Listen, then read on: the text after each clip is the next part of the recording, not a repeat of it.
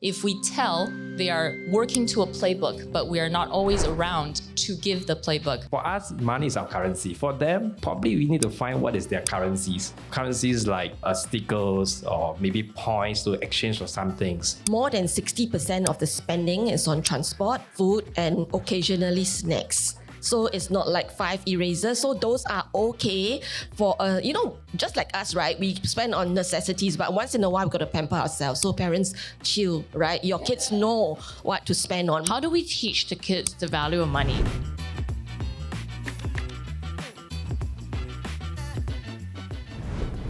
Welcome everyone to day 2 of The Price of Tomorrow. My name is Dawn and I'm going to be your host for today. We're exploring a really interesting topic that I think everyone here, myself included, is very interested in, which is how do we empower our kids to thrive financially in this new world? And what's interesting is that there really is no playbook. So I think OCBC is one of the banks who have done some new stuff that never existed prior to this to try and help that along. But what we also understand is that the reality of parenting also means there is no guidebook, no 10-year series for us to just learn from. So what we can do instead is to learn from lived experience. And as everyone shares their individual stories, we picked up what we think could work for our families and for our own children and apply it accordingly. So for those of you who don't know me, my name is Dawn, budget babe and author of Take Back Control of Your Money. And I have with me on the panel Chi, Dawn, and as well as Sue Lee. Let me introduce them for a bit and then I will let them introduce themselves to you. So I'll start with Chi, this lady on my right. She is an investment professional turned psychotherapist and coach, and she has 4 children. So what's interesting is that she is going to bring her insights of teaching her children across different cultures and different geographies. So we'll hear from her shortly. But Chi, is there anything you would like to say to the audience who are here tuning in to you? Yeah, thank you for being here. And I'm very happy to talk about 2 topics that are close to my heart. One is the psychology of child rearing and building strong connections. And the other is money mindset and investment principles for life. Which is exactly what we need to hear today. All right, and next to Chi is Dawn. I know it sounds like we're the same name, but he's Dawn Money Saving Daddy. For those of you who might not know him, he runs a blog on parenting, which started to share his own personal parenting journey because in his words, it was a very overwhelming time. So he put together his research and his sharings on his blog to help anyone else who might also want to find out how to save time and money. And his mission is to help fellow families like himself manage costs in a really expensive city that we live in. But Dawn, share a little bit more about yourself to our audience. Hi, I'm Dawn. So my day job is actually a recruiter. So the reason why I started this blog is because we actually relocated back to Singapore from France. And at the time, my wife was probably 30 plus weeks pregnant, 2 months to prepare for parenthood. We started to research a lot of things like go to baby fairs, go to all those talks, and realize we do not have actually a playbook like Dawn mentioned. Don't have a 10-year series to understand how the first 3 months will be like, everything will be like. So I thought, like, why not we started documenting our journey, our information, and share with the guys all this. And of course, throughout the years, the blog is probably like 7 years old. My kid is also 7 years old. So throughout the years, we start to document our parenthood, the growing ups, probably a childcare cost that every parents have been talking like expensive, all this.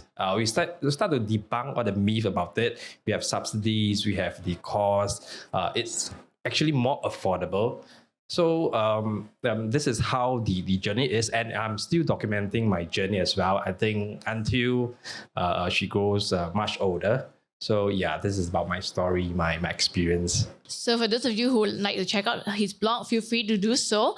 And next to him is Sue Lee. Sue Lee has more than 20 years of experience in investments and wealth management. And fun fact, she joined OCBC in January 2005. So she's been with the bank for a really long time and she's seen the bank evolve from what it used to be to what it's doing today. And I've also met Sue Lee at last year's launch for the OCBC My Own Account, which I thought was groundbreaking because There is no bank in Singapore that does that at all. So Siu-Li, share a little bit more about yourself. Hello, everyone. Good afternoon, I would say. Hello, kids. Hello. Hi. Hi. Okay, so many people will ask me, you are an investment person. You talk about wealth management. Why are you here? Right? Wealth management, the term wealth management means high net worth, private bank, right? But wealth management starts young, right? We need to teach our kids, right, what is money, and from there, how do they grow their money? So wealth management is not only for the well-heeled or for adults, it's for kids as well, and they have to start right and start now. And for a lot of us, our experiences with money all starts within the household, with the way our parents teach us, because that's the only way we know how. And subconsciously, when we become parents, we parent our kids the way that we were parented, unless we choose to break the cycle and be conscious about it. So my first question is, for all of you here, did you have money conversations growing up? And how did that shape the way you think or teach about money with your family and children today? Maybe you can share first? Yeah, I love this question because one of the first things I learned in psychology and becoming a parent was a saying that parenting is one giant overcompensating exercise, right? If we had something that we enjoyed growing up, we will keep doing it. And if we had something that we didn't enjoy, we'll try to do the opposite of that. And shout out to my mom, who's actually in the audience today. We had many, many conversations about money growing up.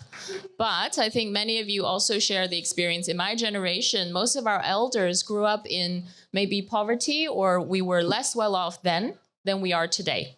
So the conversations we had about money growing up were really about saving and frugality, almost to the extent where it's like every cent saved is better and every cent spent is worse. Now that partly shaped my views, but it was really when I arrived at university that I completed my kind of thoughts on money. I went to Stanford University where I took year 1 economics, and that is where I came upon this concept of opportunity costs and trade-offs, right? You can invest money in it, or you can invest time and energy in it. Nothing comes free. So when I marry these two concepts, I think for children, it's really about showing them that you can make decisions. And the more important thing that I want to impress upon my children is not telling them what to spend on, not giving them every decision, because let's be real, we're not going to be there for the final decades of their lives. If we tell, they are working to a playbook, but we are not always around to give the playbook. Rather, I prefer, let's say, if we go to Toys R Us, that's my husband's idea of a fun time. And personally, I find that terrifying because I know everything in Toys R Us is manufactured in China and I can get it for 10% the price on Taobao. But when we do go for a special occasion, I ask my kids, who are also in the front row, the youngest ones, I ask them to not buy the first thing that they see. I ask them to go around and pick up the things that they like, and then we talk about it. I will ask them, okay, this is the second thing you like. How do you think about value compared to the first thing you liked? If you have $30 to spend, is the most valuable, worth it thing for you the biggest toy? The most colorful, sparkly toy? A toy that you can reuse many times? A toy that you can share with your family members? They don't have to have the same values that we have. In fact, it's better that we teach them a framework for developing critical thinking and a decision-making model. That's what's going to last for life, not instructions of how to do it, right? And Dawn, what about yourself? I had a very interesting childhood because my parents runs a business selling baby products. So I was quite involved in their daily operations. They involved as in they took care of me in the shop. So I seen them attending to customers, selling things, delivering things, probably having customers negotiating on prices, cost orders. So as when we were young, we actually more exposed to what things cost actually, and how they manage money also. So to us, they didn't tell us very specifically, the money topics, but they tell us you have to probably save more, very brief kind of topics, which maybe in their own world is, in the adult world is probably more like, okay, when you grow up, you will start to understand. So that kind of exposure made us understand the value of money better, in that sense. So as we grew up, and for our kids also, I thought that it's good for kids to also understand how parents earn money. Then they go through it, how long the parents have worked, office jobs, why they come back work late, all this. Then from there, probably the kids can understand how the value of money especially. And Siu Lee, you speak with a lot of parents here at OCBC. Do you find that they are trying to teach their children differently based on what they knew? And is that gap with the framework something that you experience and observe? So we ran a study just recently, and the results just came up fresh from the oven, right, with 300 parents. We spoke to 300 parents, and we are able to separate them into 4 different personas, right? T belongs to one end of it, and probably Dawn as well, because both of you are financially savvy. So the first group of customers or first group of personas, no right or wrong, right? We call them, we haven't quite labeled, we don't want to label them, but we call them like they are the enablers, right? They say, the kids are so young. Do not tie their hands and their legs, right? Let them spend. No, they need to talk about lifestyle. So they are very easygoing, I would say. No right or wrong. Kids are young. You let them enjoy themselves. So that's one group of parents. The second group of parents are the more protective kind, like my mom, right? When she's a baby boomer generation, right? So she will tell me, save, save, save. So there was one time I was like looking at her, why is it like every first day of Chinese New Year, she will start putting $2 in this little bag of hers. So I asked, Mom, why do you do that? Say that, so when I save for a year, I can bring your sis and you to go and buy new clothes, and we can have a can of abalone for Chinese New Year. So that's the saving, and that's where my mom belongs to. You must save, because that's like going to protect you for the future. So that's the second group of parents. The third group are the parents where they will give their kids, right? They will teach their kids on what's financial planning, but this one, they will guide them. They will go out with them, like what she said, right? I'll tell you, this is something you should spend on, this is something you should not. The difference between needs and wants. So they will guide them along the way with real life examples, right? The fourth group will be like Chi. I let you do whatever you want. I give you digital tools, right? But there is a parameter that you need to work within, I would say. And it's all independence. And they would encourage their kids to also think about how to grow your money. Then they will talk about investment concepts, right? What do you mean by dollar cost averaging, compounding, the more sophisticated stuff. So which group of parents do you belong to? I leave it to the audience to decide. That's a very fascinating study. So I think if we, aside from finding out what type of parenting style each person is, one big struggle that all parents are facing today is that with cash become cashless. How do we teach the kids the value of money? When I grew up, I could physically save my notes and coins. And I remember my childhood perk was, when I wanted something of my own, my mom would say, you have to save up for it. I'll take some spare change and put it into another bank where I could see it. And then every few weeks, I got to go and buy my favorite book from the bookstore. Yeah, I was quite a nerd when I was a kid. So that gave me a sense of understanding, because if the money was disappearing, I knew I didn't have enough. And if I could see the money growing, I knew I had a bit more to spend. But today, the kids don't see that. All they see us is tap, beep, or even, recently I see watches, rings, and I don't know. Now, even in China, they're having palm paying technologies. To many of these kids, it seems like it's unlimited flow of funds, and it's hard for them to understand that there are limits.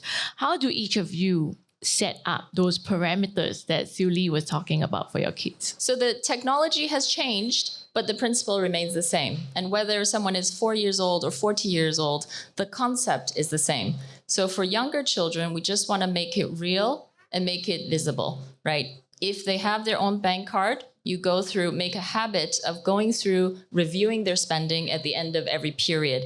And the younger they are, the shorter the interval, because the attention span is lower, right? So if you take the kids out on a shopping trip and they're spending ang pao money that's deposited in their own bank account, you tell them what they have at the beginning. At the end of the spending trip, you go home and you review it. As you get older and older, you build weekly or monthly habits. Now, if you don't have a bank account, make it real, make it visual. Write a ledger, right? That can just be a sheet of paper. Or if you have the actual physical ang pao where their money is stored, just write how much they have. And each time they spend, write that. What they're learning, again, I want to reinforce the idea I said earlier, which is don't tell, do and model. If you tell, it is just blah, blah, blah, parents nagging. But if you do, children actually observe more what you do rather than they hear what you say. So if you and your spouse have a habit of sitting down and going over your finances for the month, I hope you do, make sure your children are aware that that's happening. And then you do the same thing for your children. You tell them, okay, when we go out, here's how much we have. When we came back, here's how much we have. That's how we can make it real. You can draw pictures, you can draw pie charts, represent the money with stars or apples, stickers on the fridge. All of these ways make it more concrete and crystal clear for younger children. I have to ask here, Chi, you have 4 children. How do you find the time and energy to do all of that for each kid? So we're a blended family, and I'm blessed. My mom is with us, and we have, 3 parents essentially looking after 4 children. And we try to do little bits, right? It's not about getting it 100% right. Children learn by osmosis. If you try to dump an hour of content to them, in the primary school age range, a lesson should only be 20 minutes max, right? This applies to school as well. So we try to do what we can and recognize that if we are so stressed by trying to do it, that energy, and they will also feel the mood, it becomes an unpleasant thing. But if you do it once in a while, they will, you're lighthearted, you're enjoying the lesson, that will also enhance their learning. Children do not learn in fear. They learn when they're relaxed. So if you're very kiasu or super stressed about it, they will also not learn. So it's all about moderation. Same with spending, same with teaching, same with striving. We try to do our best, but don't get too tense about it because everybody will feel the tension and then they will shut down. The brain's learning center will shut down. That's some really good tips. How about you, Dawn? Your daughter is going to enter primary 1 next year. Are you worried? Because that's where she'll get exposed to more children, some who might have more than her, some who might be paying with a smartwatch even at the canteen.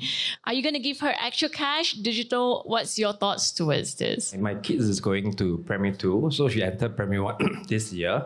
So this is a topic that we actually talk about last year, like how are we going to do with pocket money, with all the digital payments, how is it going to be like? So showing the experience throughout the 1 year, right? What we did was actually, we gave her the pocket money for 1 week worth. So at the same time, it's split into her TransLink card and cash as well. So we didn't want to give her 1 week of $10+ that you probably will lose it along the way.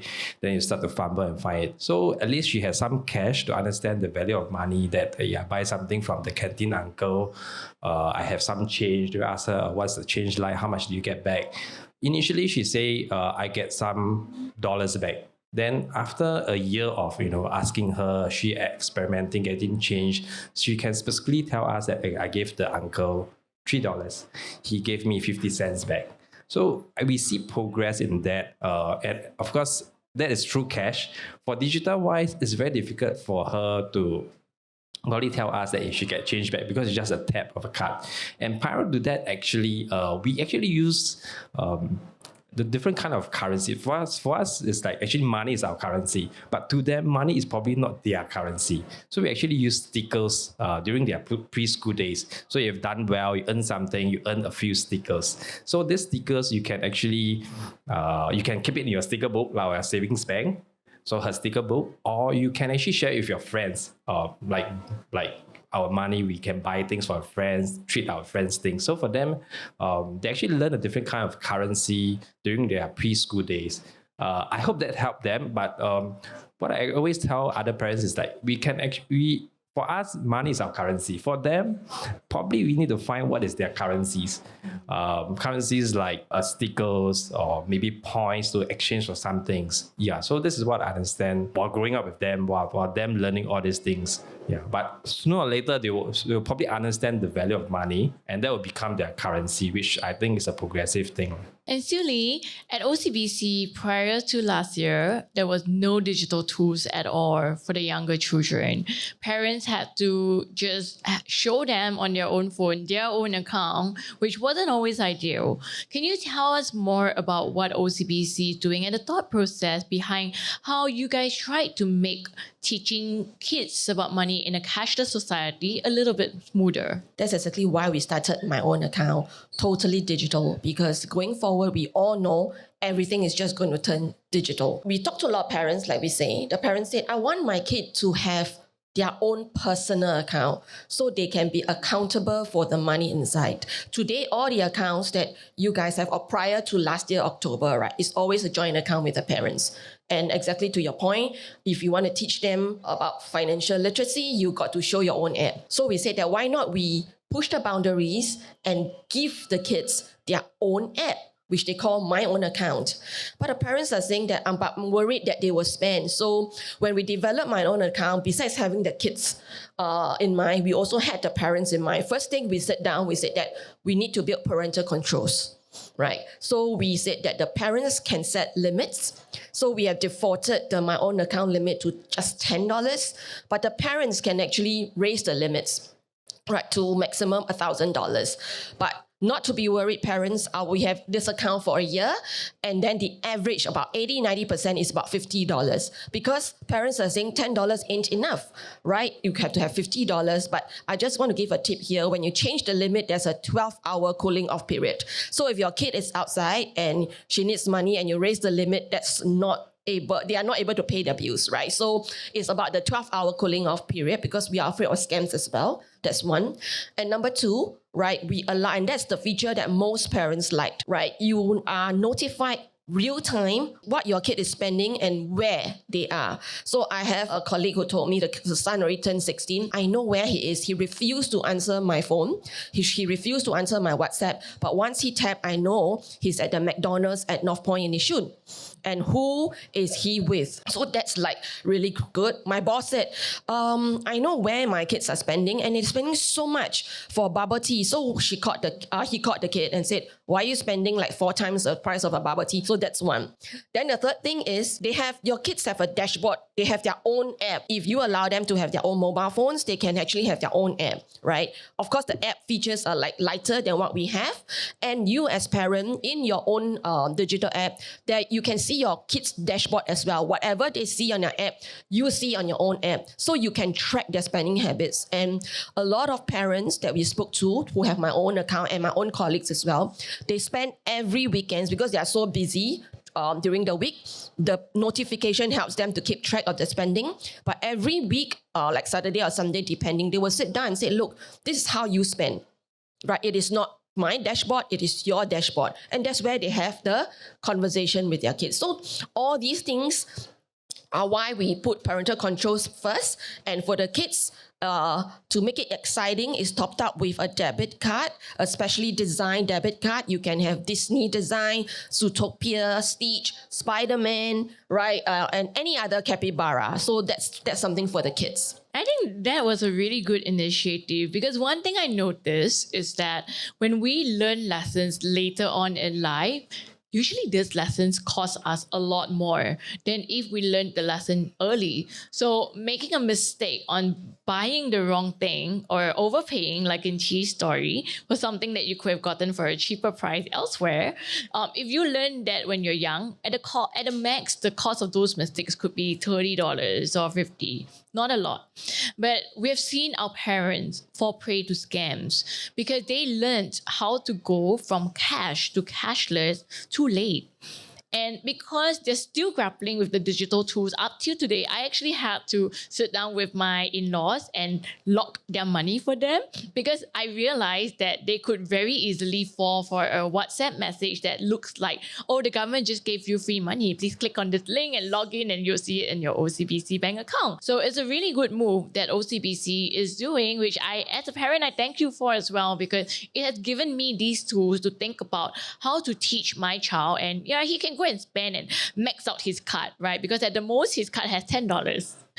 But I'd rather he do that now while we can teach them and talk to them about it than when they have, let's say, $10,000 as a young adult and no one that they're listening to learn those lessons. In fact, for the app, inside the app, there is actually a financial literacy module, right? So we partner with Disney to explain financial literacy in a comic setting. So if you look behind you, there is Ralph breaks the internet. So the first module that we have is exactly what Dawn mentioned. We do not want our kids to fall prey to scams. So the first topic we taught is not so much of savings and spending. We talk about cyber security. We talk about how to recognize online scams, right? So that this is something that they need to know first, right? So that's the financial literacy. The second module, then we talk about savings and spending. So we put safety first online. So if you have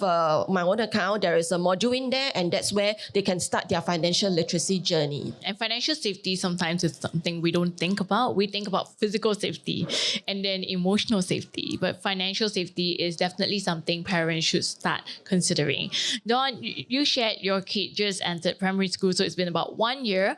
How much freedom versus control have you given her in terms of how she spends her allowance and savings? For her, right, her allowance, a week worth of allowance. So if she gets to spend, certain dollars and she saves certain amount, right, where she save on, she can get to buy. But the buying of things, I think usually for primary school kids, they would like to go to bookshops. Then bookshop is what parents always fear of, try to refrain your kids from going to bookshops to buy this, to buy that, So what we actually input in as well as incentive to go to bookshop is the spelling and things here. Interesting enough, for the school, right, they don't go by like 10 points, they go by 100%.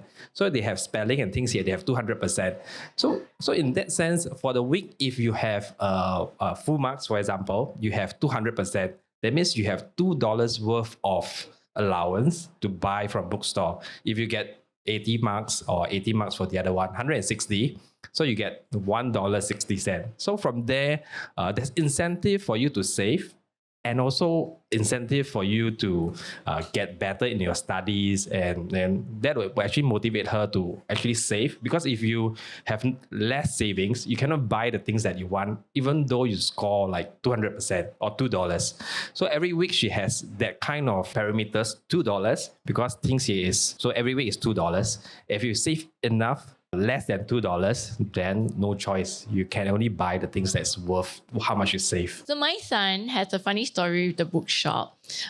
This year, he had a lot of moments where he was nagged at by us because we found that he was spending a lot of his allowance on country erasers. And I thought it was quite cute actually. But then I remember this time when he bought too many of the same country erasers. He had like 5 Singapore country erasers. And I was like, why do you need 5? You can have 1, you can have 2 if you really need, but 5, and that's so expensive. So subconsciously, I realized when we see what our children have spent on, there's always this tendency as humans to just immediately judge them. But we also know that we shouldn't ideally be doing this. So Chi, when you're with 4 children, how do you hold yourself back from expressing judgment when your child comes to you and say, Mommy, I just bought this? Actually, what you said and what Sealy talked about with my own account really made me think I would be in bad conscience if I didn't say this. The own card gives you data as parents. You can see what your kids are spending on. Information is power, but do not misuse that power. What you don't want is to give your children the sense that you got them a card and an app, but it's really just another tool for you to control and tell them what to do, right? I talked about 2 times already in this session. If you take away one lesson, please remember to not tell and instruct top down, but to model. So rather than telling them, oh, you spent money on, sorry, to use your example, 5 country you spent money on 5 country erasers. Is that, that's not good. You can use the data simply to facilitate that weekly review of how they spent money. It is most important for human beings to have a sense of autonomy and agency. And this starts at a very young age, right? If you have babies, you've seen them grow into toddlers, they want to walk, and they want to walk unassisted, right? They want to press the elevator button. That is all the natural human tendency to develop mastery. So please avoid using the data and this wonderful product to control your children more, but rather use it to ask questions. If they develop an intrinsic value system, they are not following your rules, so that one day when you are not there to give them the rules, they can still self-regulate. Now, to your question about because I believe so much in, agency and individualism, I don't tend to tell, but of course I'm also human, so there will be moments where I do it, and then I try to go back and repair that moment. I will acknowledge, right, what I've done. I think for the age groups that my kids are in, we have a 5-year-old, 9-year-old, 12, and 15. There are actually simple concepts that you can target in every age bracket. In the preschool age, it's really about impulse control and delayed gratification. And there's a very fun thing you can do with your kids. Go on YouTube. All the kids are like, woo, YouTube. Go on YouTube, look for the original Stanford psychology experiment, the marshmallow test, right? There are a lot of ripoffs of this now, but go to the original one where you can see how it was actually conducted. The whole idea was that a young child was brought into a room with an experimenter who said, I'm going to give you this marshmallow, but I have to go get something else. If it's still there after I come back, I'll give you 2. That's the idea of compounding, right? Basically, that's interest and accrual.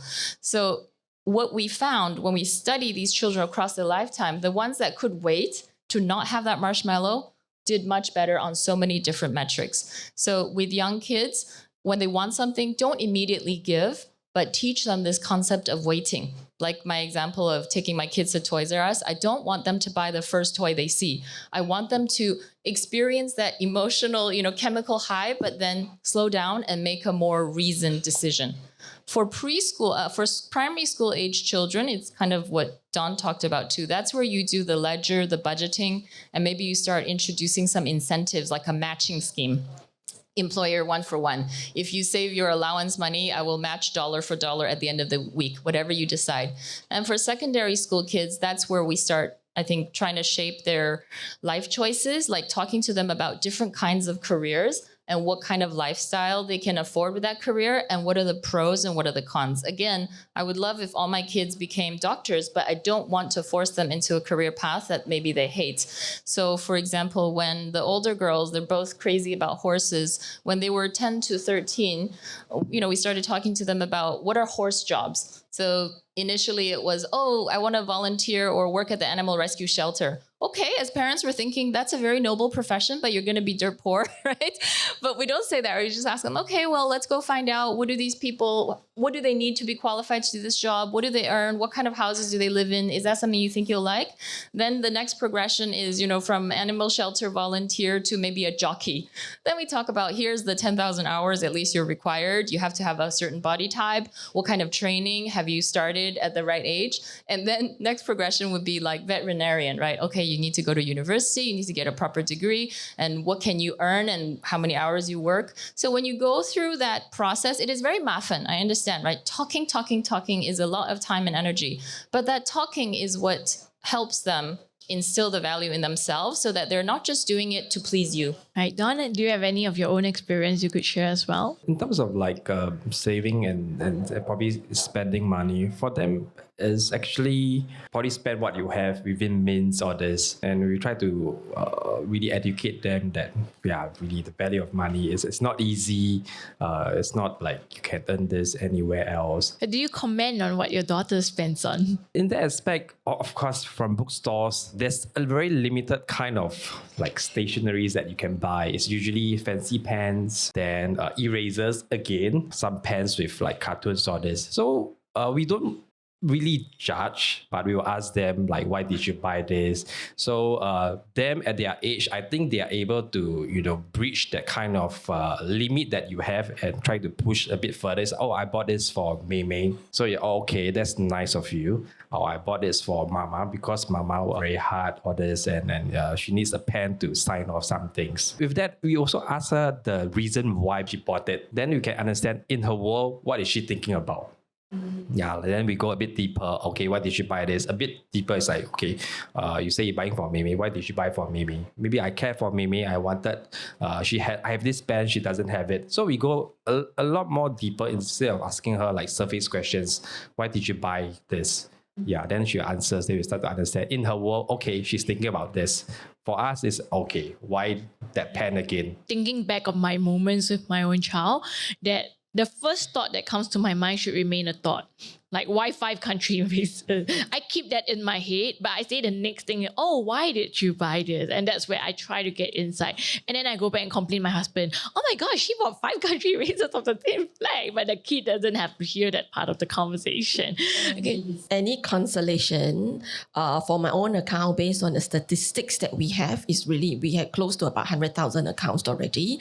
So based on the statistics that we have, more than 60% of the spending is on transport, food, and occasionally snacks. So it's not like 5 erasers. So those are okay for, just like us, right? We spend on necessities, but once in a while, we've got to pamper ourselves. So parents, chill, right? Your kids know what to spend on. More than 60% on transport, food they need to eat, and snacks occasionally. Some parents told us that, oh, if I give them my own account, the debit card, they can do online purchase, right? Entertainment, they say games, it accounts for only less than 6%. So your kids are more matured than we thought they would be. Okay, before we go to our Q&A, which we got from our audience, I want to ask one last question, which I think is really important. So we're not just going cashless, we're also increasingly going digital, going online.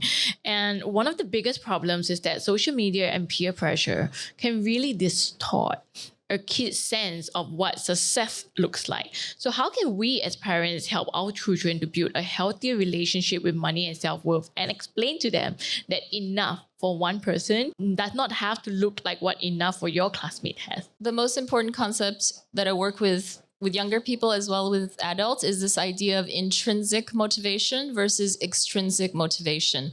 I think especially in Asia, especially maybe in Singapore, where it's a very competitive, fast-paced society, most of us as adults are still playing to a script of success that is socially dictated, right? We work so hard, maybe we pay off the HDB debt, maybe we get a condo, maybe we buy a car, a landed property, a fancy handbag. All of that is, some of that can be intrinsically motivated, but a lot of it is unconsciously just looking for social approval. Having somebody else recognize you've made it, you're successful. What's the problem with that? The problem with that is it is very hard to stay happy and motivated and fulfilled trying to please and keep up with the Joneses, right? Human beings, what we know is we can do very hard things, but we can only do hard things when we have a very good reason for it. This is what separates us from animals. We have cognition. We want to make sense. So if I, tell my child straight up, do this, don't do that, they will not internalize it for that long. So then to answer your question regarding social media, I refrain from judging, but if, my kids are like, oh, so-and-so, my classmate's wearing Nike shoes, I will ask a series of provocative questions so that he comes at the answer himself. Or maybe it's a bit of like tricking him to think it was his idea. I think a lot of wives are good at this, right? We do things, but we want to make sure the husband thinks it's his idea so that it will be executed well. So I will ask, right, what is the meaning of a good life to you? This is for older children. For younger children, who do you look up to? Why? Oh, they have nice clothes, or they have this, they have that. And slowly through those questions that are deepening and getting more nuanced as they get older, you're helping them develop a sense of self. So then they can make an informed choice about, do I want to do a noble profession or a creative profession, but maybe I earn less? Do I want to be a high earning person who doesn't wear branded stuff? Do I want to be, spending a high proportion of my income on branded things because they bring me a certain kind of joy, right? I don't have a value judgment on any of these. And I think maybe we as parents want to instill the right values in kids, but society is changing, and in their lifetime, their values will also change. So it's better to show them the framework for which questions to ask to develop their own value system rather than to impose our value system on them. Before we go on, we're going to pull up this slide where you can submit any questions that you have for our panelists, and we will get them to answer it. So the first question that we got is, how do we empower kids to make age-appropriate money decisions? See, you talk about helping them with those internal frameworks. The older children would have them, but the young ones wouldn't. So maybe, Dawn, we hear from you because you have younger children.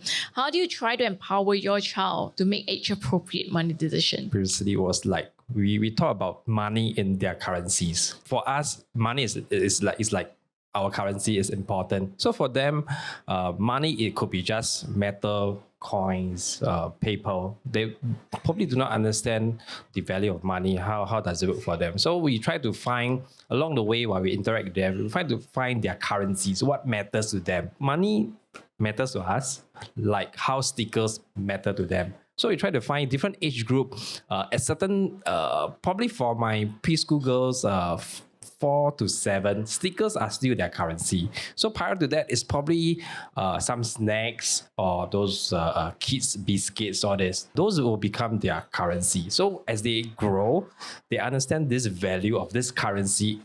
They will progress into this money, this metal, this paper, and that they start to earn all this currency. So to me, to them, it's actually the currency that counts is instead of like money. So eventually it will still lead to money. But at their age, I don't think they understand, really the value of money. But until we go into deeper, their currencies, point systems, everything, that's where probably they get familiarized with it. So we have another question on the screen. What are the basic financial literacy topics that I should talk to my kids about? Example, my kid thinks Papa can buy anything. They just need to ask. In my case, my kids think Grandpa can buy everything. So whatever Mommy and Daddy says no to, he goes to the Grandpa. True story. If you see my kid walking around the OCBC branch, that book in his hand was not bought by me. I said, I'm going to wait until that one goes on sale because it's a new book and I'm going to get it at 50% off. He went to his grandpa and the next thing he knew, he came back saying, Mommy, I got the newest book. So how can we manage this? A couple of concepts I live by, if grown-ups or kids, right? One is consumable versus durable, right? You can have something. Do you want to have it for 5 minutes? Do you want to have it for 5 hours? Do you want to have it for 5 years? Another is what Sully already mentioned, the idea of compounding. We can use the same concept, but like Dawn said, use children's currency, use a proxy that is age appropriate. So compounding in the Stanford psychology experiment I cited is visually giving them the marshmallows. And the last concept that is a big influence on me is tangibles versus intangibles. I've worked for many years an investment fund that if it were a country, it would be the 6th largest country in the world, right? The highest GDP. And what I learned from being around very wealthy people is that they spend on experiences that are intangible. Because when we have an emotional moment, if you think back to your own childhood, your memories are not particularly, they're only organized by the fact that there was a strong emotional experience. Either you were super scared and it was super awful, or it was something really nice. So if we give them vacations, educational experiences, they will internalize that and no one can take that away from them, right? A bank robber cannot, a home robber cannot, their car cannot be stolen, their house cannot burn down if they take the value of the experiences that will always stay with them. So those are probably the 3 that I think about the most often. Right. And I want to, teach the children in age-appropriate language. And Dawn, for yourself, do you find that there are anyone that your kids automatically goes to because they know this person's going to say yes? Not just items, it's probably like screen time or snacks, Milo, all this. So I think as parents, we should be aligned. Sometimes there should be one decision maker. And of course, for me, it's like, okay, go and ask Mama. Right. So, but Mama say no. Then what will you say if Mama say no? I also say no lah. So you need to be aligned so that they don't have double standards in the house. How come Daddy say can, you say cannot? Then you start to have topics among your spouse lah. So I think for parents, we should be aligned of like what we want to create value or the core values for kids, that they don't see a double standard. Once they found that there's double standard, they know how to approach this.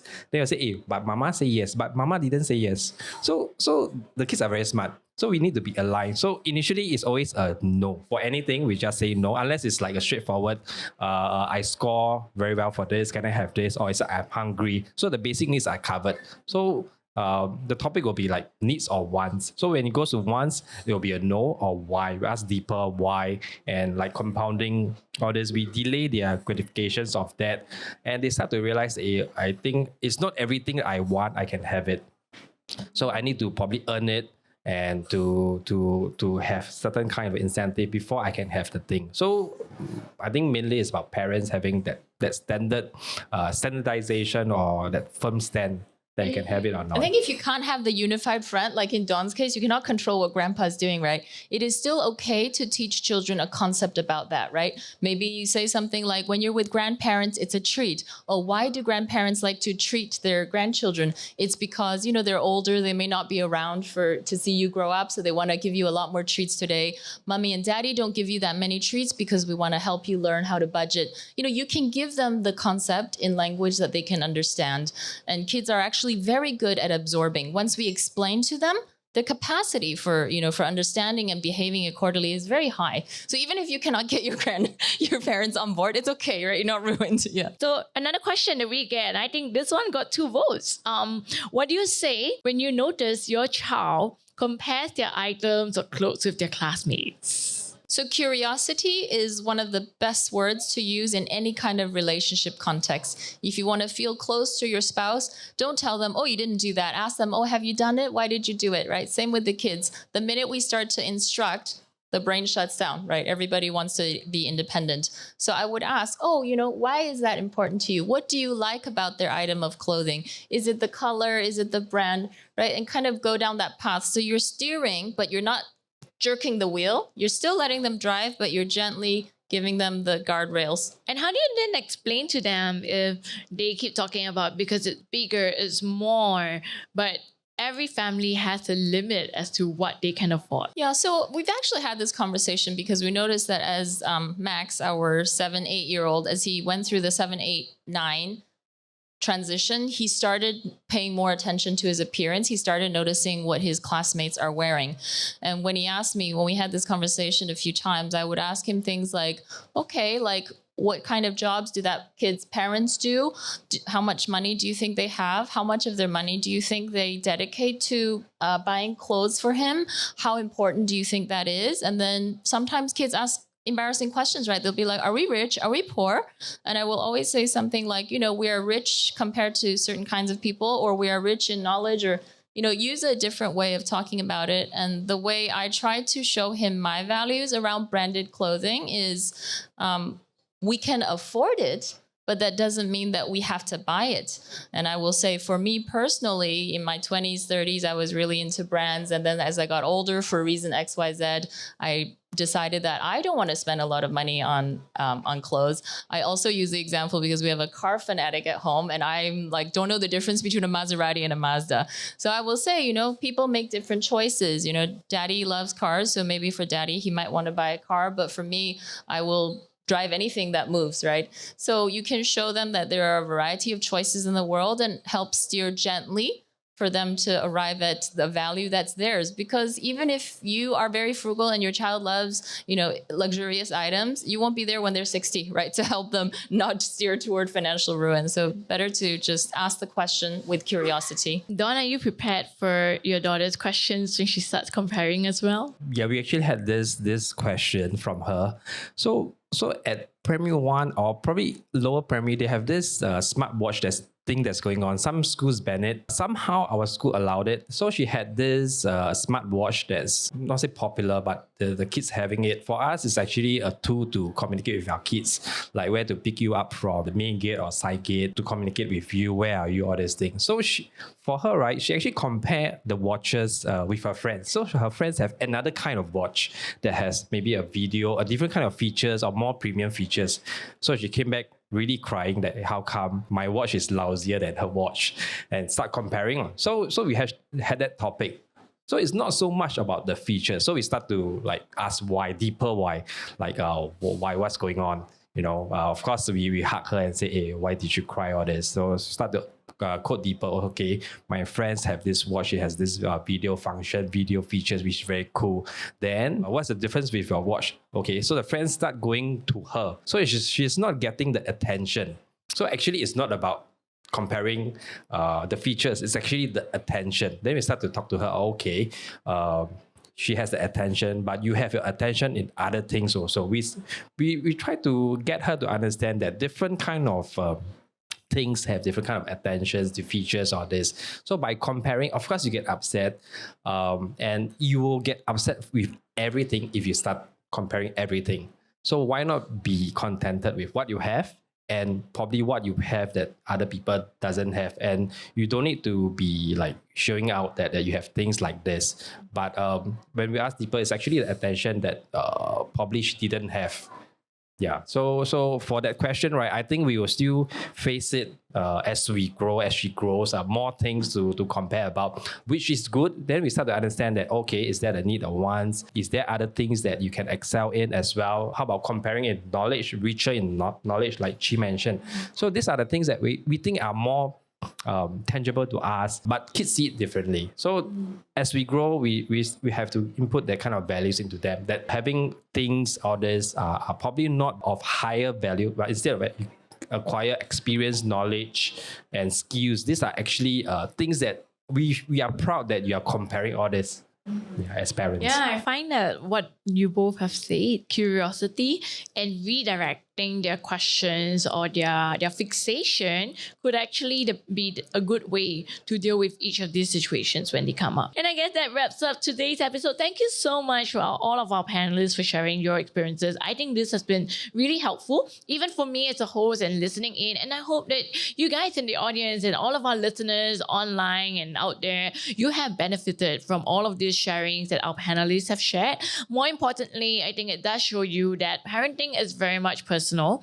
There are a lot of tools, there are a lot of frameworks that you can use, but what's more important is to help your kid develop that sense of internal judgment, internal frameworks. And a great way to start would be by using the digital tools available, such as OCBC's My Own Account if your kid is a little younger, or other tools available out there if they're of an older age. So with that, I'm Dawn, tuning in from the Financial Coconut, and we're here with OCBC at the Price of Tomorrow. Thank you for being here with us today this weekend, and we'll see you again the next round. Thank you.